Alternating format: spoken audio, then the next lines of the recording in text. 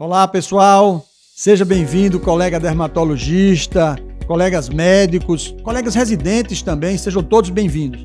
Vocês estão no Dermacirurgia, o podcast que vai falar de cirurgia dermatológica. Este vai ser um novo canal que vai levar a vocês toda a informação de qualidade, de formação, de aprimoramento na cirurgia dermatológica.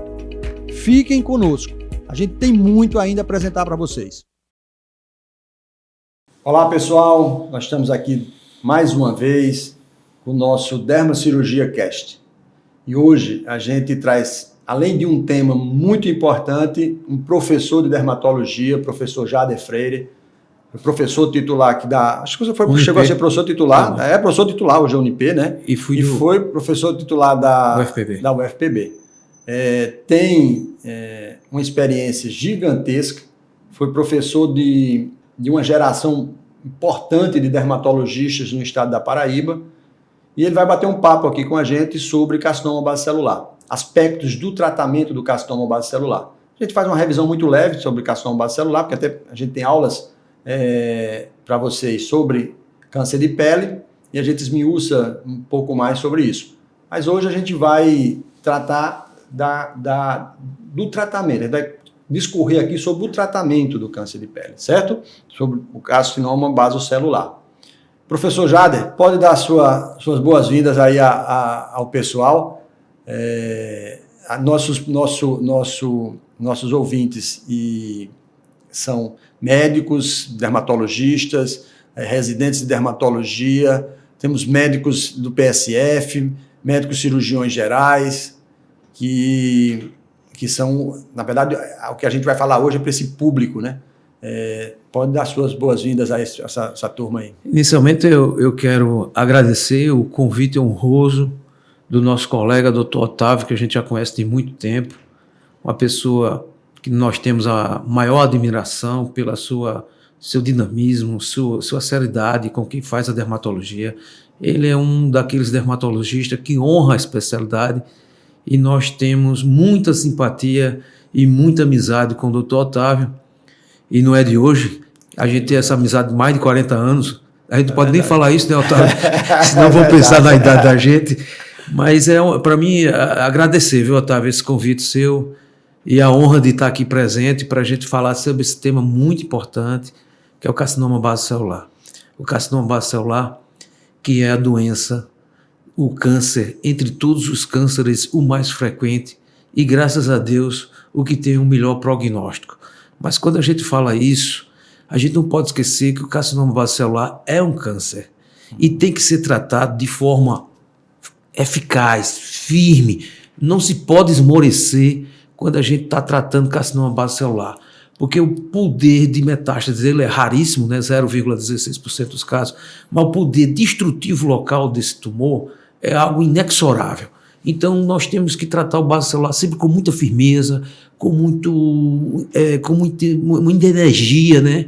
Para que tenha os melhores resultados. Maravilha, eu gostei de escutar isso, porque acho que você também vê de vez em quando a gente escutar alguns pacientes que são encaminhados por alguns médicos para a gente operar, e chama o carcinoma basocelular de cancerzinho, né? Basalioma. O basalioma, se fosse tumor benigno. Exatamente. Então, essas nomenclaturas que dão a esse carcinoma certa leveza, tem que ter muito cuidado, né? A gente, como dermatologista, vocês que vão se deparar com situações dessa natureza, não podem fraquejar na informação que você passa para o paciente. Também não pode exagerar, lógico, porque traz um trauma, traz um medo que não deve acontecer no paciente, às vezes é afugentar o paciente de um bom tratamento. Então a gente tem que ter o bom senso, o cuidado de dizer, olha, é um tipo de câncer de pele que nós precisamos tratar, mas fica tranquilo que o tratamento bem executado lhe oferece a grande possibilidade de curar isso aí definitivamente, né? Acho que é assim que a gente conduz os nossos casos, né, Brian? Perfeitamente, Otávio. A informação precisa sempre é o melhor remédio. Então a gente não pode nem... O equilíbrio está no meio, nem exagerar, nem superficializar um tema tão complexo, tão dinâmico, tão profundo, né? Então, a informação, você tem que lidar com cada ser humano, com suas fragilidades, Isso é importante a gente entender a fragilidade do paciente. Às vezes é importante até conversar com a família, né? Para que possa haver um consenso. E eu sempre, quando faço minhas condutas, eu converso com o paciente, e o paciente é quem manda. A gente tem que estar sempre com isso na cabeça. É mostrar para o paciente as opções, e o paciente, na verdade, é quem decide, né? Junto com a família. Exatamente. Então vamos aqui dar uma andada. Eu costumo colocar isso nas apresentações, que é uma leve história, uma breve história, e o paciente chega com essas historinhas para a gente, né? Está ali chamado de CBC, né? Uma pessoa com a idade muito comum, depois de 60 anos de idade, masculino, apresenta-se com queixa de sinal, que ele chama de sinal, ele não dá uma nomenclatura apropriada, e que está evoluindo, por exemplo, há um ano. Tem sangramento fácil, ao toque da toalha, ao coçar leve. Então essa é uma queixa muito, mas muito frequente dos pacientes no nosso consultório. Quando chega com carcinoma basocelular, eles dizerem isso sobre o que ele está enxergando, né? Tu tem uma experiência diferente disso, dessas pacientes chegarem já a dizer... Porque com o Google hoje, às vezes o paciente já chega todo pronto, né, para a gente. O Google hoje e o ChatGPT, né, vai mudar muita coisa aí. Mas é importante o seguinte, o grande problema, Otávio, que eu vejo, e às vezes o encontro de um basocelular é um achado clínico. Às vezes o paciente, principalmente aquele paciente que tem menos informações, ele acha que uma lesão que não dói, que não está causando prurido, que não tem nenhuma sintomatologia, ele acha que aquilo não tem menor importância, né? Às vezes você pega um basocelular esclerodermiforme que parece uma cicatriz, e o paciente acha que aquilo ali é uma cicatriz que ele não lembra como foi. Então o exame clínico, como dizia Hipócrates, é muito importante, né? Porque o grande lance do basocelular é você fazer o diagnóstico precoce. Isso aí. Essa é a nossa grande arma. Por isso que o professor Jarbas Porto lançou aquela campanha do câncer de pele. Foi o professor Jarbas Porto que fez aquilo. E a história de Jarbas Porto é muito interessante e é luz para a gente, né? Porque ele quando lançou aquela campanha, ele tinha 91 anos. Poxa. Ele já tinha metástases, câncer de pulmão e tireoide, mas mesmo assim ele era um entusiasmado pela dermatologia. Eu fiz uma visita a ele. Isso é bom para essa turma que está começando. Isso. E quando eu cheguei lá, ele sabia 12 línguas. Ele estava lendo e gravando com o grafitexto as coisas mais importantes daqueles artigos. Quer dizer, uma pessoa com 90 anos, quer dizer, é um abnegado, né? É verdade. Então, você é uma pessoa assim. E eu admiro você por isso. E é essas histórias que a gente tem que contar. Com 91 anos, ele lançou essa campanha que salvou muitas... E salva, e vai salvar muitas pessoas na vida. Então a história do paciente é muito importante e às vezes ele menospreza a história. Essa é a verdade. É verdade, cara. O médico tem essa possibilidade muito grande, né? O exercício deles, de fato, salva vidas, salva famílias, inclusive. Porque quando você salva um pai de família, uma mãe de família, o filho daquela família, a pessoa amada daquela família, você está salvando uma família inteira. Então, e conduzir adequadamente, como Jada acabou de dizer, o diagnóstico precoce é que faz a diferença grande. O diagnóstico bem feito e a condução bem feita no início do tratamento, a possibilidade é gigantesca de cura, né? Só mais um ponto aí, Otávio, que a gente não pode deixar de passar despercebido. Eu recomendo sempre aos meus pacientes o autoexame da pele. Porque, como dizia Fitzpatrick, o basocelular e mesmo o melanoma só tem uma chance de cura quando o diagnóstico é precoce. E a gente hoje não deveria morrer nenhuma pessoa no mundo dessas lesões se o diagnóstico fosse precoce. Então, a gente tem que estimular e tem que ensinar para essa turma o autoexame da pele, não só os colegas médicos, mas os pacientes. O autoexame da pele deve ser expandido e divulgado amplamente. Essa é a nossa grande arma. A gente tem até um infoproduto, que é um livro que eu fiz, um atlas, para os agentes de saúde, para o diagnóstico das principais patologias cutâneas. E dentre elas está lá os cânceres de pele. Porque se isso é uma arma que tem que estar na mão das pessoas mesmo. Olha, você tem um negócio que está visível a você, né? A família, hoje o agente de saúde que vai muito visitar as pessoas. Essa possibilidade dele, pelo menos, suspeitar de que aquilo não é normal, daquilo precisa de uma avaliação de um especialista, já é um grande negócio, né? Uma coisa interessante, Às vezes você tem, como eu, pacientes que são cabeleireiros. E o couro cabeludo é uma área que as pessoas não se examinam. É verdade. Eu oriento sempre esse pessoal a, quando tiver uma lesão, qualquer que seja a lesão, orientar o paciente para ele procurar o dermatologista. Que às vezes ali tem um melanoma, às vezes tem um vaso celular. E o cabelo, ele esconde, né? E aí você perde. Esse é um ponto importante. Importantíssimo. Importantíssimo. Muito bem colocado isso aí. Aí o carcinoma base celular, né, sendo a epidemiologia, já falou aí que é o câncer mais importante, é o câncer do ponto de vista de frequência, né, ele responde por 70% dos cânceres de pele, 70% a 75% dos cânceres de pele, tem uma ligação muito íntima com a radiação solar, uma radiação solar intermitente ao longo da vida. Então, outro ponto muito importante que você tem que levar em consideração, quando você está suspeitou, fechou o diagnóstico, tratou, você tem que orientar as pessoas na questão da fotoproteção, que tem uma relação muito íntima entre carcinoma base celular e radiação solar, tá? Esse é um ponto muito, muito importante mesmo. Jader falou acho que você pode até complementar isso, da frequência do carcinoma base celular e também dos aspectos de certa maneira, de benignidade do carcinoma em relação à possibilidade de metástase e em relação aos outros, né? Que a gente faz sempre a comparação, sempre o paralelo. O carcinoma espinocelular, melanoma e os outros cânceres cutâneos. Você falou que tem pouca possibilidade de metástase. 0,16%. 0,16%. É um negócio raríssimo. Bem raro, né? Mas você teve uma outra frase sua, foi de um impacto importante, que os carcinomas base celular têm uma possibilidade de destruição muito grande. A capacidade de invadir, de destruir os tecidos adjacentes é uma coisa inexorável, principalmente quando o paciente tem imunossupressão, né? Muito bem pensado, muito jóia. Pacientes que, por exemplo, fizeram transplantes, que hoje está na era dos imunossupressores, né? Dos biológicos.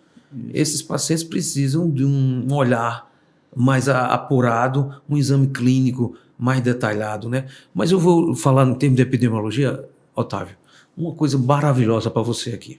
Eu vou até encaminhar para você esse trabalho. Há mais ou menos 25, 30 anos atrás, eu fiz um trabalho de epidemiologia, variáveis epidemiológicas do carcinoma base celular, que está publicado nos Anais Brasileiros de Dermatologia. Na época, quem era meu estudante era Walter Ramalho, o nosso presidente da Unimed. E ele sempre foi um cara muito dinâmico. Eu disse, esse cara vai longe. E realmente foi, né? É um cara maravilhoso. Então, nesse trabalho, Otávio, tivemos alguma coisa maravilhosa. Ele pegou todos os meus casos da clínica privada e do hospital universitário, e a gente fez 1.800 casos, esse estudo. É um estudo maravilhoso. Caramba. E aí, teve algumas coisas que hoje repercutem nacionalmente. Por exemplo, 90% dos bases celulares ocorrem do pescoço para cima. Preste atenção nesse dado, como a estatística é importante. 70% ocorre nariz, pavilhão auricular, dorso do pescoço e dorso das mãos. Aí a gente fez uma pesquisa seguinte com os estudantes de medicina. Quem usava protetor solar no nariz, na orelha, no dorso do pescoço e no dia a dia, por causa da direção, quando você dirige o carro, você está levando sol. Então, no dia a dia, isso aqui está desprotegido. E, por incrível que pareça, todo mundo usava protetor solar, mas esquecia. Esses locais, que eram os mais frequentes, inclusive. Né? Então, esse trabalho teve muitas coisas importantes e mostrando, inclusive, que é o sol o fator principal. Você vê o melanoma, tem muito melanoma em áreas cobertas. Espino também, o espino está mais ligado ao HPV. Hoje a tendência é essa, alguns tipos de HPV. Mas o baso não. O baso realmente tem essa relação com o sol. Então essas pessoas que trabalham expostas ao sol têm uma incidência maior, né? Pescadores, agricultores. Então esse é o aspecto epidemiológico que a gente tem que prestar atenção, o trabalho, a exposição solar e a falta de proteção, mesmo nas pessoas bem orientadas, nessas áreas específicas. Joia, meu amigo. Muito, muito legal. E você, colega médico, quer ir muito mais além da medicina estética? Cirurgia dermatológica vai proporcionar isso a vocês. Nós preparamos uma Masterclass avançada, é gratuita, e para se inscrever, vai no link da bio ou no QR Code que está aqui na sua tela. Vamos conosco. Essas dicas, pessoal, é muito importante. O videocast é legal porque a gente pode rever várias vezes isso aqui, né? Vocês vão ter um material impresso também desse videocast. E vocês podem revisar isso várias vezes, tem para fixar. Uma leitura só, uma visão só, às vezes não é possível fixar tudo. E aqui ele está dando dicas extremamente importantes para a gente. Tá? Dicas que a gente não encontra em livros, né? Porque é muita experiência pessoal do profissional. Né? Essa dica do especialista é muito importante. Aí a histogênese do carcinoma base celular, de onde deriva, isso é uma coisa que a gente vê muito erro mesmo dermatologistas, quando não se lembram mais da natureza, a origem celular do carcinoma base celular. Né? É um carcinoma que tem sua origem nas estruturas foliculares. Né? Então é por isso que você não tem onde não tem estrutura folicular, né? Não tem na palma da mão, na planta, né, do pé. Tem na mucosa, tem um equivalente ao renoblastoma, que é equivalente do ponto de vista histológico ao base celular, mas são diferentes, têm um comportamento também diferente. Então não há uma discussão muito importante daquilo, se aquilo é célula realmente basaloide, se é células que se equivalem ao carcinoma base celular. Mas a histogênese é isso. Então, porque a gente vê, às vezes, pacientes com ceratose aquitínica, o paciente com ceratose aquitínica tem possibilidade de ter carcinoma base celular, porque ele tomou muito sol durante a vida. O resultado da ceratose aquitínica, né, é a radiação solar acumulada. Mas a evolução da ceratose aquitínica é para o carcinoma espinocelular, não para o base celular, né, Jade? Exatamente. Então, isso é bom vocês terem isso como entendimento, tanto que a gente não tem o vaso celular in situ. A gente tem base celular superficial, que está lá na transição dermoepidérmica. Mas não tem o in situ. Né? Isso in situ cabe ao melanoma e ao espino celular, porque tem na camada epidérmica. Né? O Fitzpatrick, inclusive, considera a ceratose aquitínica o carcinoma espinocelular grau 0, né? Isso. Que é uma coisa controvertida. Se fosse eu e você que falasse isso, não valia nada. Né? Mas o Fitzpatrick, o cara que lê 1000 lâminas por ano, aí é diferente, né? É verdade. O Ackman tinha também entrado dessa ideia compartilhava. Exatamente, dessa ideia dele, né? As formas clínicas do base celular, isso é importante, né? O primeiro aspecto, né, para o diagnóstico é você observar e suspeitar. Então, o base celular tem um espectro clínico extremamente variável e ele pode se misturar dentro desses espectros clínicos, né? Nodular, nódulo cerado, nódulo cístico, cerado. Lembrar que o nodular corresponde a 60% dos carcinomas basocelulares, e superficial, né? O pagetóide, o pigmentado, cicatricial e o esclerodermiforme. E aqui, dando seguimento, no base celular, a gente vai tocar nesse tema que é muito importante. A gente viu essa retrospectiva aí do carcinoma base celular, dos aspectos clínicos. Agora, um ponto extremamente importante é saber onde é que ele se encontra e o tamanho desse tumor. A gente tem que estratificar riscos para esse base celular, quanto à questão do comportamento dele. Né? Qual o comportamento dele? Vai ser um comportamento mais brando ou um comportamento mais agressivo? É possível fazer isso na observação? Dentro de uma observação clínica somente? É possível fazer isso dentro de uma observação clínica. Lógico que eu tenho que complementar também com dados histológicos e com outros dados. Né? Mas aqui um aspecto importante. A gente foi classificada áreas no corpo que a gente chamou áreas de baixo risco, áreas L, que a gente chamou risk, que é localização de baixo risco, isso de azul que está pintado aí. Né, o tronco, membros. Lembrar que na perna, anterior da perna, ela era considerado como zona M, de médio risco. O NCCN, a pauta do NCCN agora é colocá-la dentro da área de alto risco. Fundiu a área M com a área H, com a área de alto risco.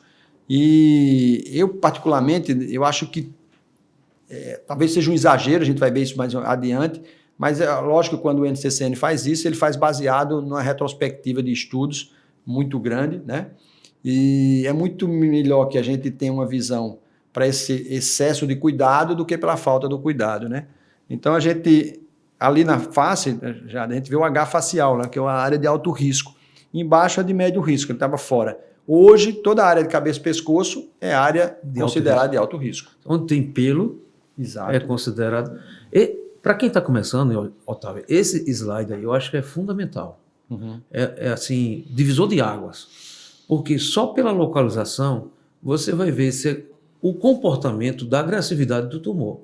Uhum. Então, esses tumores do corpo, das extremidades, têm um comportamento biológico diferente de alto risco. Quais são as áreas de alto risco que você já tem que ter um cuidado extra?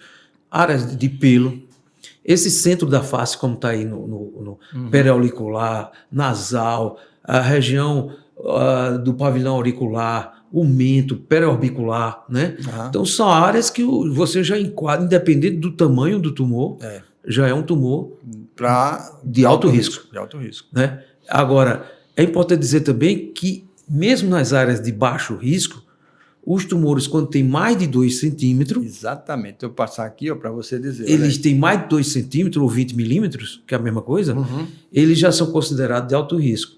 Agora, nas áreas de médio risco, quando o tumor tem mais de 1 centímetro ou 10 milímetros, ele já é considerado de alto risco. Né? Exatamente. Aí a gente funde, aqui está essa tabela, está legal, é bom vocês fazerem uma revisão nisso aí, nessa tabela, onde a gente leva em consideração para o julgamento dos fatores prognósticos, a localização e o tamanho do tumor, né? Não basta ter só a localização é no tronco. Então é baixo risco? Não, se for maior, como já acabou de dizer, maior do que 2 centímetros, né? Ou maior do que 20 milímetros, ele vai para o grupo de alto risco. Se mesmo nas costas é um tumor até menor do que 2 centímetros, mas tem um padrão, por exemplo, histológico esclerodermiforme agressivo, ele vai para alto risco. Tem outra também, não é só o tamanho, não é só o local, é o estado de imunossupressão do paciente. Exatamente. Né? Se o indivíduo é imunossuprimido, ele vai para alto risco, seja lá onde for. Cara, o cara toma imunossupressor, pode ser que ele não seja imunossuprimido por doença, mas por medicamentos, que hoje é uma coisa muito frequente. Exato. Né? Muito bem tocado. É um ponto que a gente às vezes passa batido, né? Mas o sistema imune do paciente é que determina tudo. Inclusive, com relação à recidiva, a gente observa, só não teve recidiva com base celular quem nunca operou. Esse cara nunca teve recidiva, mas quem opera a base celular já teve esse infortúnio de ter recidiva. Sim. É verdade, né? É verdade, verdade. Até nas cirurgias micrográficas tem. Senão não era maligno, né? Exatamente. Uma das características do tumor maligno é a recidiva. É verdade. Agora, quando você tem esse paciente com imunossupressão, eu observo outra coisa, sabe, Otávio? Eu não sei se você vê isso na sua prática. Quando eu tenho um paciente que tem depressão, aquele paciente que tem um psicológico muito afetado, hipocondríaco, esses caras eu observo, e era bom que se fizesse até um estudo, sabe? Que eles têm um índice de recidiva maior. Já aquelas pessoas que gostam da vida, que têm uma vida saudável, que praticam exercício, têm uma alimentação adequada, né, se protege contra o sol, esse gosta de viver. Eu acho que gostar de viver é uma coisa muito importante para reagir contra as doenças. Com certeza. Não é? Então, a imunossupressão é outra coisa importante. Outro ponto importante que tem aí é a borda, né? Quando você vê a lesão mesmo no local de baixo risco, mas a borda é mal definida, ele é considerado de alto risco. Vai para lá. Né? Esse quadro é muito importante. Por que falar isso? Alto risco, baixo risco? Porque isso é que vai determinar tudo. O seu tipo de cirurgia, a sua conduta vai ser baseada nisso aqui. Excelente. A imunossupressão, que você já falou, né? Se o tumor é primário ou recidivado, seja, um tumor primário está numa zona de baixo risco, atende aquelas perspectivas de cima. Então, ele está dentro do grupo de baixo risco.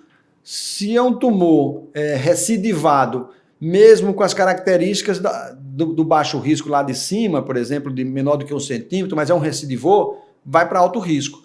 Então, isso a gente tem que ter em mente, esse mapinha para decorá-lo, a gente deve levar isso como uma cola, né, dentro do nosso celular, tá? O local de radioterapia prévia é um local que determina também carcinomas de alto risco. O subtipo histológico, o tipo histológico é muito importante, depois que você sai a biópsia.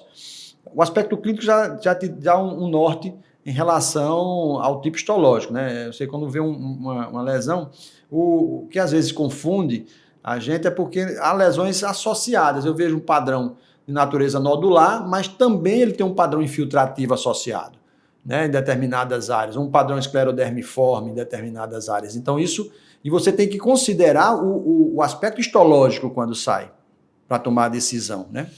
Esse tipo histológico, Otávio, é muito interessante porque eu acho que é a palavra final, às vezes, né? A gente está vendo que a clínica cada vez é menos soberana, né? O histopatológico é mais soberano. Eles venceram. Eles venceram nós clínicos. Essa é a verdade. É verdade. Eles venceram. Então, às vezes você está um base celular que você não pode fazer uma retirada completa dele. Isso é importante que seja feita uma pequena biópsia. Aí, se nessa biópsia vem lá um tipo nodular ou um tipo superficial, ele é de baixo risco. Mas se vem lá um metatípico, um esclerodermiforme, um infiltrativo, né, um multinodular, então quando vem esse aspecto, invasão neural, aí ele já é considerado de alto risco, obviamente vai mudar completamente a conduta do paciente. Exatamente, ótimo. Aí está bem resumido para vocês, extremamente didático, não, vamos buscar isso aí, tá, pessoal? Aqui só uma revisãozinha rápida dos carcinomas basocelulares, revisão clínica, né, nodular, o aspecto brilhante com aquelas telangiectasias, né? A gente pode ter ali um aspecto nodular menos brilhante, com pouca telangiectasia na superfície, mas um aspecto realmente basocelular. O diagnóstico definitivo é sempre histológico, lógico, né? Só para um exercício de treinamento para esse pessoal, para a gente, inclusive, para todo mundo, né? Por exemplo, esse aqui, essa região pré-auricular, é uma área de pelo. E parece-me que ele tem mais de 2 centímetros, ou 2 centímetros aí quase, né, Otávio?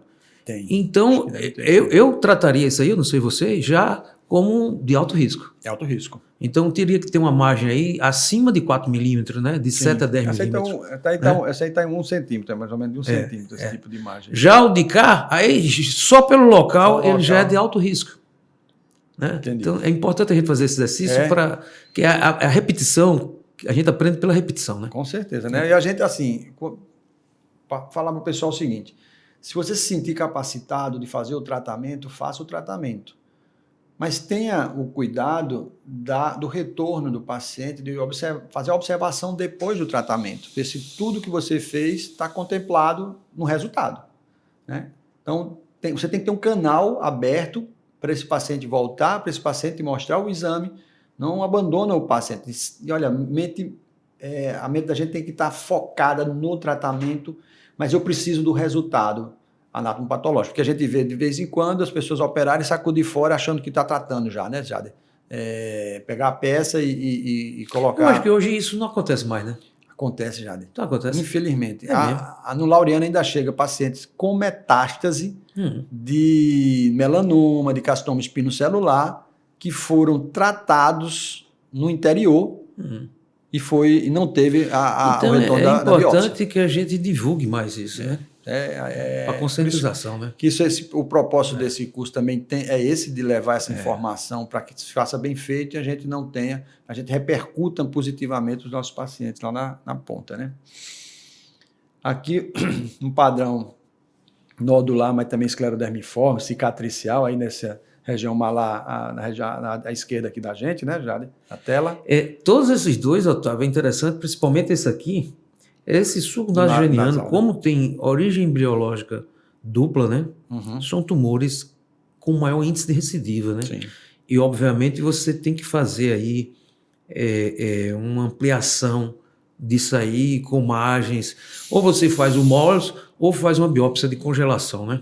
Isso. Mas esse tipo, esse daí, nesse suco nasogeniano, e o outro tipo muito perigoso é quando pega perto do conduto nasolacrimal. Esses são 2 tipos de base celular que você tem que ter uma atenção muito especial para esses 2 casos. Joia. Mais outro paciente aqui, um padrão esclerodermiforme também, né? Cicatricial, esclerodermiforme. A gente não vê o limite adequado quando começa e termina esse tumor. Ele tem na ponta nasal e tem também na região do sulco nasogeniano, né? É uma situação extremamente difícil de tratamento definitivo. Aí a gente vai ver qual é a recomendação de tratamento para essa situação daí, tá? Aqui um outro padrão também, esclerodermiforme, bem avançado, né? A gente já vê ali uma retração da pálpebra inferior nessa paciente, mas tudo isso que você está vendo na região frontal, na região zigomática, pré-auricular, abaixo na região do periorbital inferior, então tudo isso é carcinoma, uma possibilidade de tratamento extremamente remota, né? Situação dessa, quando tu falou aí, né, quer dizer, a capacidade de destruição desses tumores, né? Essa imagem é fantástica. Quando você estiver tratando carcinoma basocelular, você não pensa naquele basocelular superficial. Você pensa onde ele pode chegar. Ele pode chegar, exatamente. Então, essa imagem aí eu acho que acaba com essa conversa de basalioma. Exato. Né? Vamos acabar com essa conversa de basalioma. Isso é um tumor maligno. Tumor maligno. Olha a capacidade invasiva, destrutiva dele, né? E às vezes o paciente está com um sistema imunológico bom, aí ele está segurando. Mas por uma razão ou outra, uma doença, uma droga, uma medicação, ele baixa o sistema imunológico. Aí você vê a evolução disso, às vezes, é rápida. É verdade. Porque uma paciente chegar numa situação dessa, né, é dramático demais, né? Muito dramático. E aí você tem uma situação extremamente difícil de tratamento, né? Esse de cá aqui pode ter invadido até o periósteo, né? Cartilagem, periósteo. Às vezes até tomografia está indicada aí, né, Otávio? Tá, sim, tem que fazer. Para estadiar esse paciente, tem que fazer isso. Tomografia, ressonância. E não é o tratamento dermatológico mais, né? É um tratamento já da cirurgia de cabeça e pescoço. Cirurgia oncológica, né? Ou cirurgia oncológica, né? Geralmente cirurgião de cabeça e pescoço vai conduzir esses casos aí. Esses casos mais avançados que comprometem estruturas profundas, já foge o limite dermatológico, que é a pele, né? Exatamente. Aí no suco nadigeniano, desse paciente, essa tumoração com ulceração também. Outra coisa, Otávio, vendo esses casos, nesse trabalho que a gente fez, ele deu um dado extremamente importante, que a gente perguntou qual o tempo que você observou a lesão e você procurou a ajuda médica. Infelizmente, na nossa região, é uma média de 2 a 3 anos entre a lesão e a procura do colega médico. Essas lesões aí, no mínimo, tem 3, 4 anos. É verdade, é isso mesmo. Aquela região na ponta nasal, um tumorzinho que a gente não tem um limite adequado de onde ele conclui, né? Para ver um padrão esclerodermiforme também, pela impossibilidade, as bordas estão apagadas, a gente vai lá para o grupo de alto risco, tanto pela localização quanto pelo aspecto clínico da lesão, né? Aqui um paciente com lesões nodulares pigmentadas, múltiplas, esse é o mesmo paciente da face e esse paciente com múltiplas lesões aí no corpo. Ele tem carcinomas bacelares múltiplos também, né? Aí a gente tem que lembrar da síndrome de Gorlin. Sim. A síndrome, inclusive, ele tem cistos mandibulares e outras alterações de parte dessa síndrome. Então, esse é o tipo de paciente que não tem uma conduta padrão para ele. Ele, às vezes, tem 50, 60 lesões, você não pode nem operar isso tudo. Exato. Então, nesses casos, foge um pouco daquela regra e você pode fazer nitrogênio líquido, eletrocoagulação, luz ultrapulsada, laser, enfim, você vai ter que ajudar o paciente de alguma forma, porque às vezes esses pacientes são idosos, não têm essas condições clínicas de operar, e aí vai o bom senso, conversar com a família, as opções, né? O anestesista, cardiologista, para que você tenha uma conduta mais adequada, né? São casos, no meu ponto de vista, muito complexos, né? Exatamente. Quando você vê carcinomas bacelulares múltiplos, você pode estar diante de duas situações. Pacientes com carcinomas bacelulares múltiplos não sindrômicos e os pacientes com carcinomas bacelulares múltiplos sindrômicos, que aí é a síndrome de Gorlin, que não está dentro da nossa pauta aqui de discussão, que é um tratamento totalmente diferente, bem especializado, mas muito bem lembrado aí por Jader. Atento a essa situação. Por isso que a gente precisa sempre examinar a pele por completo, né? Então aqui, ó, a gente agora está na lesão suspeita, certo? A gente está na lesão suspeita. Diante da lesão suspeita, a gente tem esses mapas mentais aí para a gente tentar entender como tratar, como conduzir o paciente. Olha, essa lesãozinha ali está perolada, né, Jader? Pigmentada também. Pigmentada, né? Certo? Translúcida. Essa translucidez é uma dica para o diagnóstico, né? Exatamente. Eu acho que eu gosto muito de lesão elementar e dou aula sobre isso há mais de 40 anos. A lesão elementar, ela sorri o diagnóstico para o dermatologista e qualquer especialista. Então, se você está começando, você tem que aprender lesão elementar.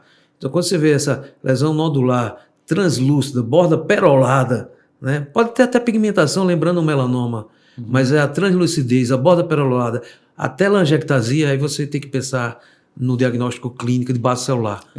Jade, eu quero que você, você repita essa história aí. Que a lesão elementar o quê? Sorri o diagnóstico para a gente. Gostou, né? Excelente. Isso aí já diz tudo, né? Conhecer de lesão elementar é fundamental para você estabelecer seu diagnóstico, né? Eu acho que o grande segredo do dermatologista, e eles não gostam muito de falar isso, é a lesão elementar. Então, aprenda a lesão elementar, você que está começando, porque é isso que faz toda a diferença. Em 30 segundos, você olha, você reconheceu a lesão elementar, você já sabe qual é o diagnóstico. Se não sabe, você pode ter condições de abrir o livro, porque lá tem lesões papulosas, lesões nodulares, e você chega ao diagnóstico. Agora, se você não sabe lesão elementar, é verdade. Você não sabe nada, né? A gente hoje, Otávio, eu costumo dizer nessas minhas aulas que o mundo hoje se sofisticou muito. A gente vive num tempo de imagens, de ressonâncias magnéticas, de marcadores, de imunogenética, imunistoquímica, mas para o diagnóstico do dermatologista, a lesão elementar ainda é o ponto mais importante. Não sei se você concorda. Concordo demais. A gente tem que conhecer lesão elementar. Então, acho que para mim fica muito difícil você estabelecer um diagnóstico só panorâmico, né? Embora que o aspecto panorâmico seja importante também, quando a gente junta tudo, mas não souber desse detalhe, eu estou diante de quê? De uma lesão papulosa infiltrada ou não? Uma lesão, né? Papuloeritematosa somente, papuloedematose eritematosa, onde é que eu estou, né? Aí você posiciona direito o seu caminhado. Só por um exemplo, interessante, quando a gente fala em câncer de pele, Otávio, as pessoas só pensam em carcinoma base celular, espino celular e melanoma. Mas como a pele tem diversos tipos de células, então temos vários tipos histológicos. Eu não sei, mas eu tenho um livro em casa que ele tem mais de 300 tipos de cânceres de pele. É um negócio impressionante. Só linfomas, quantos linfomas de pele a gente tem? Cutâneo puro, né? É muita coisa, né? Hoje eu estava vindo para cá, estava lendo um caso de carcinoma ceratocítico.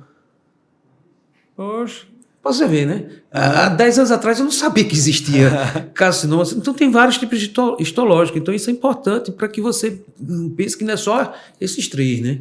Agora a coisa importante aí é a biópsia, né, Otávio? A biópsia é fundamental, né? A gente chegou na biópsia. A biópsia ela pode ser incisional ou excisional. Né? Dependendo do tamanho da tumoração, você pode optar por uma ou outra. E não faz diferença, né, Jade? Na escolha. No prognóstico, né? No prognóstico não faz. Então, com relação ao prognóstico, tanto faz você tirar completamente a lesão ou tirar parcialmente a lesão para estabelecer o diagnóstico. E, no segundo momento, com o diagnóstico em mãos, você fazer a conduta mais adequada. Mas, no meu ponto de vista, quando eu posso tirar a lesão completamente, eu sempre faço uma biópsia excisional. E o paciente gosta disso, porque ali você já se livrou. Agora, alguns locais, né, pálpebra, lesões muito grandes, que você não estabeleceu o diagnóstico, então você faz a biópsia com punch. Aí, depois de estabelecido o diagnóstico, aí você faz uma conduta mais adequada. Né? Excelente, é isso mesmo. Então, a gente estabeleceu o diagnóstico do carcinoma base celular, né, na biópsia veio o carcinoma base celular, e aí agora eu preciso definir se ele está dentro dos grupos de alto risco ou de baixo risco, né? Mas o tratamento do carcinoma base celular passa necessariamente por essas situações daqui. O tratamento do base celular, ele é eminentemente cirúrgico, certo? As outras terapias, elas são de exceção. Coadjuvantes. Adjuvantes, de exceção, elas vão secundárias. Joga na pré-eliminar, né? Exatamente. Para um bom entendedor, né?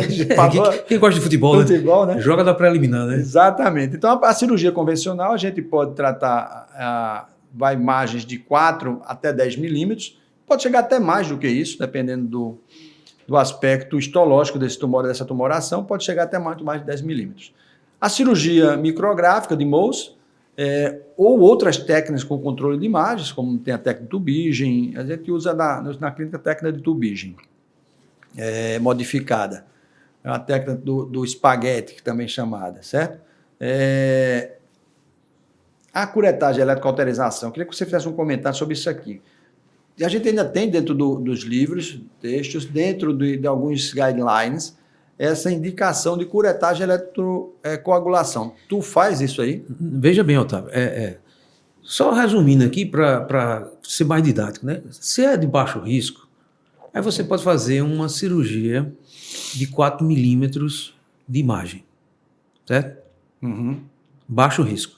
Se é de alto risco, o guideline não fala, mas acima de 5 milímetros, em geral, 7 a 10 milímetros de imagem. Agora, quando é de baixo risco, há indicação nesse guideline da eletrocoagulação com curetagem, que o professor Sampaio gostava muito, e ele tinha um índice de cura em torno de 98%. Mas, particularmente, eu não gosto. Eu prefiro fazer a cirurgia, porque você vai ver o histopatológico, vai ver se foi retirado completamente, você vai ter uma noção do prognóstico do paciente.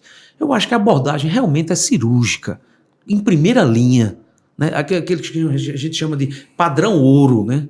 O padrão ouro é a cirurgia, baixo risco com margem de 4 milímetros, alto risco uma margem de 5 a 7 a 10 milímetros de margem. Eu acho que para mim é isso. O que é que você acha? Eu também concordo com você, integralmente. Né? A gente trabalha aqui com oncologia, sabe que para a gente conseguir reproduzir esses sucessos aí que tem alguns livros, alguns trabalhos, é quase impossível. Você tem que ter uma mão muito fina, muito apropriada para aquilo. É muito difícil você repassar esse tipo de conhecimento, mas é muito fácil dizer, olha, dá uma margem de 4 milímetros nas laterais, vai até o subcutâneo, tirou e para analisar, né? Eu tive nessa palestra do professor Sampaio, que ele mostrou essa casuística. Ele dizia que uma cureta, um vaso celular tratado na mão de uma cureta, de uma mão experiente. Mas que mão experiente é essa?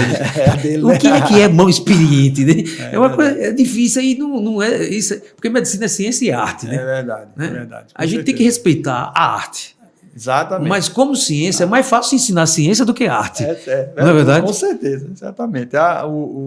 Isso eu gostei demais porque essa mão habilidosa, né? Essa mão de Deus aí. Como dizia Maradona, cara, la mano de Deus. A experiência do médico, a habilidade é que faz a diferença da medicina. Porque técnico por técnico, você forma qualquer pessoa.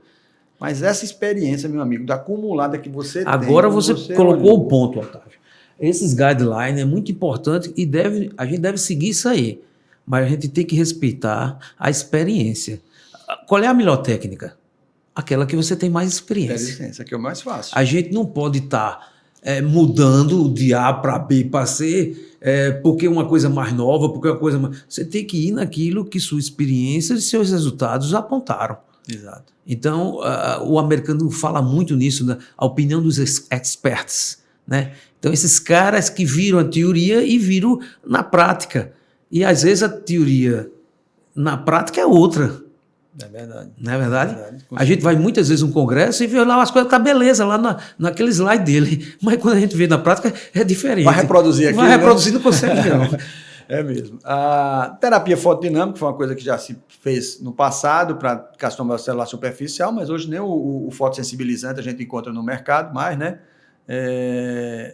O tratamento clínico que ainda a gente vê por aí, com 5-fluoracil ou com imiquimod, está aqui apontado como uma possibilidade, mas também dentro somente dos grupos especiais, carcinomas de baixo risco, superficiais, na área de tronco. Né? A gente pode utilizar isso aí quando, por exemplo, naqueles pacientes que tinham múltiplos carcinomas. Paciente com múltiplos carcinomas, geralmente eles fazem muitos carcinomas baixos superficiais, aí a gente pode usar o imiquimod mesmo, não há nenhum problema nisso. Tem que ver a posologia adequada para utilizar o imiquimod, certo? Eu particularmente uso ainda eu gosto muito da intermitência. Eu faço segunda, quarta e sexta-feira durante 2 meses. Eu gosto 2 a 3 meses. Tu usa 3 meses? Eu uso 3 semanas. 3 semanas? Não, eu uso 2 meses. E avaliou? Eu uso 2 meses. Eu uso 8 semanas. Agora, digo o seguinte, porque tem pacientes que não conseguem chegar nesse tratamento inteiro, né? Porque fica muito... Ferido, né? Muito ferido. Então, eu peço ao paciente que pare. Ele conta as semanas. Se ele, na terceira semana ele não aguentou mais, ele vai parar e dizer que ele parou na terceira semana. Quando ele recomeçar, ele começa a contar de novo a partir daquela terceira semana. Eu acho... os trabalhos hoje mostram que o 5-fluoracil é superior ao imicmod. Eu acho que não, acho que são semelhantes. Na minha... A gente tem que respeitar os trabalhos. Agora, eu gosto dessa dupla para ceratoses actínicas. Base celular, quando é base celular, eu prefiro cirurgia. Agora, quando o paciente não pode, ou uma lesão muito pequena, o paciente não quer, quer outra opção, porque a gente tem que respeitar a opinião do paciente. Lógico. Então, o paciente concorda, a família concorda, você vai ao imicmod. Eu uso só 3 semanas, viu, Otávio? Aí eu reobservo, tá entendendo? E é importante que você diga que vai piorar. Sim. Se você não falar isso, ele vai para outros. Você diz, olha, e eu digo uma frase muito... sempre eu falo essa frase para o meu paciente. Aqui é o seguinte, quanto pior, melhor. Porque ele vai destruir. Então, quanto mais ele destruir, mais a possibilidade de você ficar curado. Então, fica tranquilo. Mesmo falando isso, aqui acolá vem um paciente, quando começa aquela irritação, quando começa a ficar ferido, ele chega lá meio desesperado. Eu fico tranquilo, que é isso que a gente quer. Que o tumor ative o sistema imunológico, ele ativa as citoquinas, e as citoquinas vão destruir aquelas neoplasias, né? Joia. A radioterapia, a gente viu aqui a radioterapia é uma possibilidade, né? Está lá ou como uma adjuvância, pode até ser usado como terapêutica inicial, quando não há possibilidade cirúrgica para aquele paciente, né? Eu tive um paciente, ele tinha 90 e poucos anos, com tumor nasal imenso, e ele tinha coreia de Hunting, ficava se balançando. Eu acho que o cara não conseguia operar esse cidadão, né? Só pelo movimento dele. Né? Você já pensou trocar o motor com o carro ligado, né? É complicado, muito complicado. Aí encaminhei para o nosso colega Og, ele fez a radioterapia e o resultado foi espetacular, viu? A radioterapia realmente ele funciona no base celular. O Og tem uma experiência gigante, né, bicho? A gente tem aqui tem nosso arsenal de médicos para auxiliar a gente na condução dos nossos pacientes oncológicos, fora do comum, top, né? Estamos entre os melhores mesmo. Aqui, ó, baixo risco, carcinoma bacelar de baixo risco. Esse é um mapa mental que vocês devem fixar, né? Então, se a gente tem um carcinoma, definiu que era um carcinoma bacelular, agora eu vou tratar esse carcinoma bacelular. Ali as opções terapêuticas, bacelular, curetagem, que aqui Jade já disse que eu concordo com Jade integralmente, que não indica-se curetagem e eletrocoagulação, apesar de estar em alguns guidelines. A gente vai ou para a cirurgia convencional, que é o que a gente dispõe na maioria dos lugares do Brasil, porque essa seria uma opção. Cirurgia micrográfica numa situação de baixo risco. Não tem indicação. É convencional mesmo. A cirurgia convencional. Agora, ofereça a margem adequada. Ofereça a margem adequada para o tratamento. Se você não tiver habilidade para fazer esse tratamento, não tiver a segurança, não vai, né? Vai encaminhar para uma pessoa que tenha essa experiência para tratar, né, Jade? Esse tem um ponto importante. O professor Ival Perirosa, né, que para mim é um dos pioneiros na cirurgia dermatológica, ele diz uma coisa muito importante. Primeiro, quando você está tratando câncer, você não tem que se preocupar com a estética, embora isso seja importante, e a gente tem que fazer a estética o melhor possível, mas você está tratando câncer. Isso. Então, a primeira preocupação sua é o quê? Tirar o tumor completamente. Segunda preocupação, restabelecer a fisiologia e a anatomia do paciente, e terceiro, a estética, né? Então, aí ele dizia assim, ó, quando eu estou operando, eu não fico preocupado com o defeito que eu vou fazer, eu quero curar o paciente. Depois, eu procuro uma solução, entendeu? Inclusive, a gente aqui tem muita, aqui no Brasil, a gente opera o tumor e quer deixar aquilo tudo fechadinho no primeiro momento. O americano não. O americano, ele opera e deixa aberto. E no segundo momento, ele vai fazer, depois do histopatológico, fazer o retalho, fazer a aproximação das bordas e assim por diante. Mas a gente aqui, no Brasil, né? Pronto, eu não sei qual é a sua experiência sobre isso.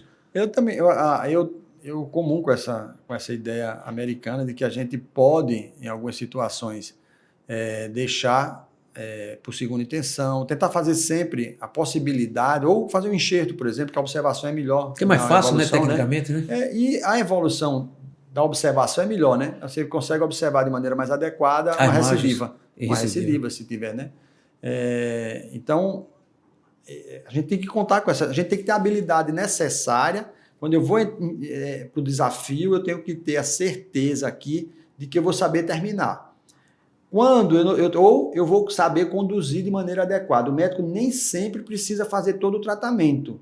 Não é demérito nenhum se eu pedir a Jade, porque tem experiência. Doutor Jade, você pode tratar esse paciente que eu estou te encaminhando agora, que tem essas características. E Jade conduzir. Não há nenhum demérito nisso. O especialista é para isso. Exatamente.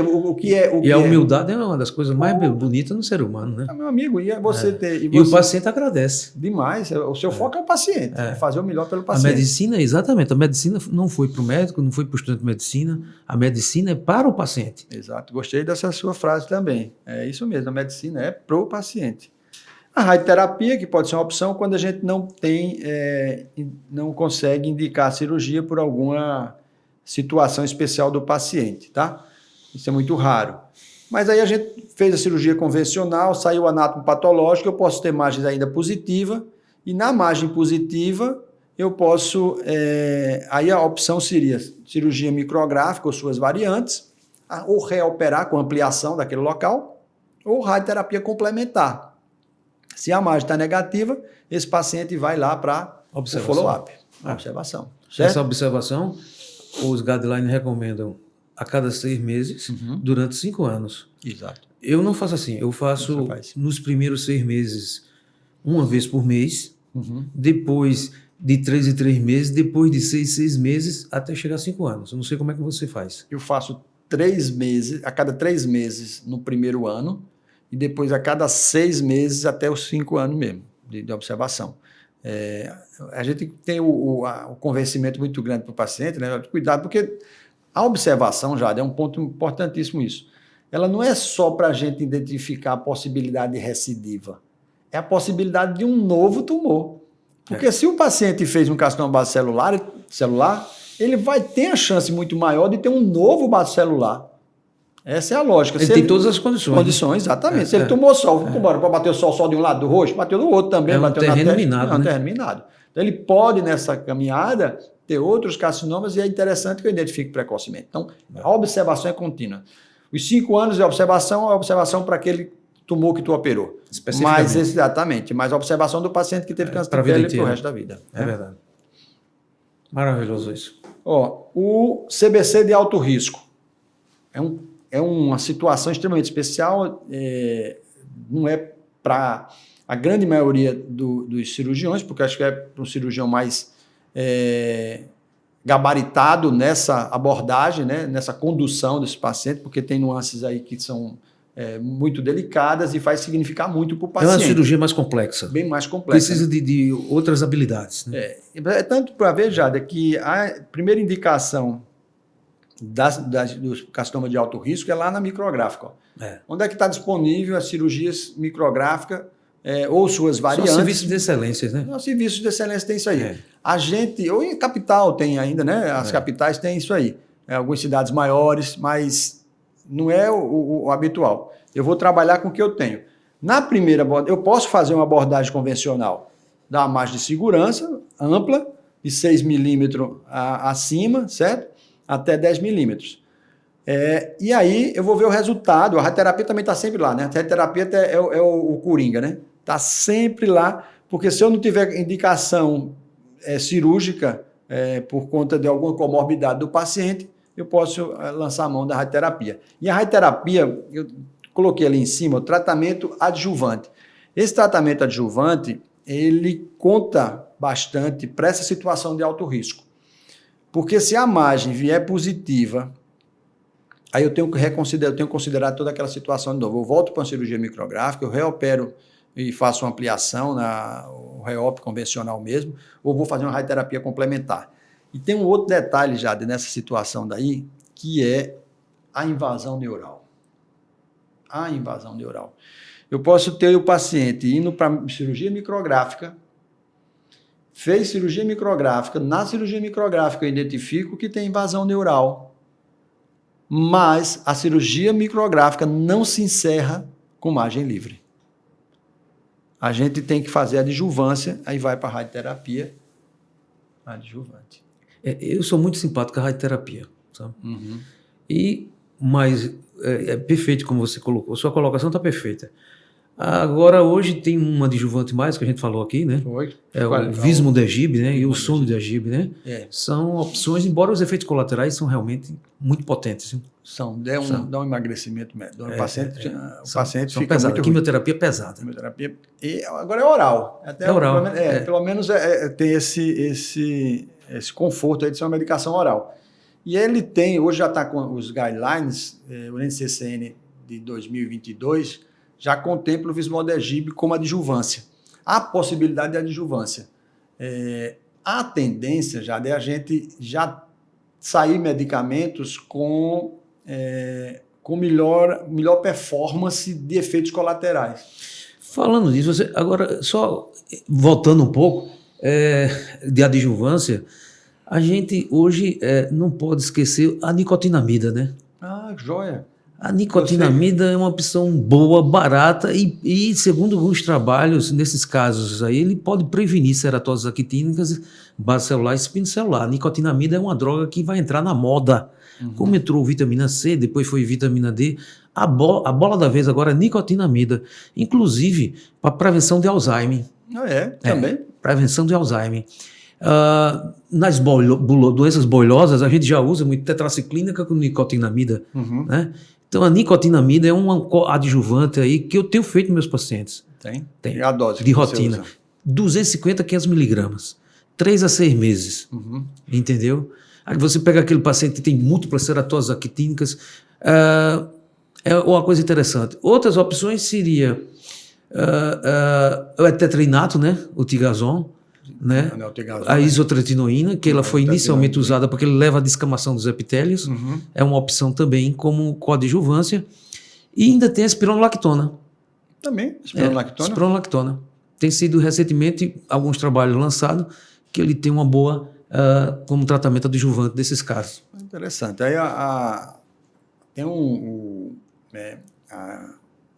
itraconazol, o itraconazol é um inibidor do PTCH1 também, age parecido com o Vismodegib, só que a dose para atingir essa inibição do PTCH1 é uma dose muito alta, próximo da dose tóxica, e tem sido desencorajado o uso dele, mas é uma possibilidade de se utilizar também.